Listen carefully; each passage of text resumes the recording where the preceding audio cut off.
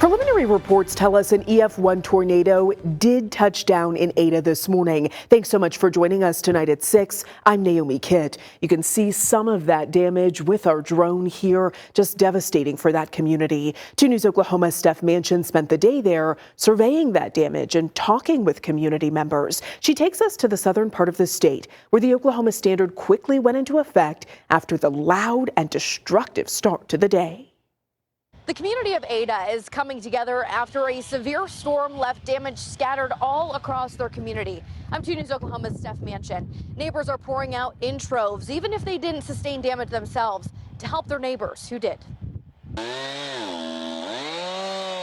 Last couple years, they went around us. This is the first storm that comes right through the middle of Ada. Jerry Yarberry grew up right here in this Ada home. He lives on the north side of town now, but his 80-year-old father still lives here. Yarberry says he got a notification on his phone of a possible tornado moving in early Tuesday, so he called over to his dad to check in. Time they blowed the sirens, everything had hit. You know, nobody had no warning this morning. And he said, I got 2 trees down on my house, so here I come. Thankfully, his dad wasn't hurt in the storm, but his street was a complete mess.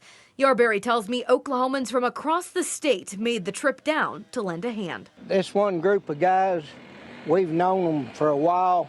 They run a tree service, and we wouldn't be nowhere close as far as we are without them. And they are great guys, ain't charging us a penny. Across town, I found a similar story.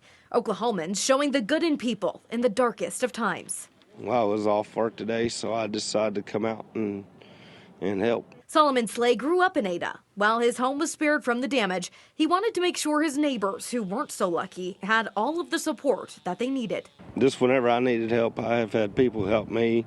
If they need help moving trees or whatever that they needed to be done or clean up, to help them get it back. Aside from a little damage caused by the trees, Yarberry's home is mostly intact. Damage is widespread across Ada, leaving many homes and businesses with a long cleanup ahead. Yarberry says he's just glad everyone's safe. Everything's good here. Just a little time, we'll have her back up in shape. Reporting in Ada, Steph Manchin, 2 News, Oklahoma.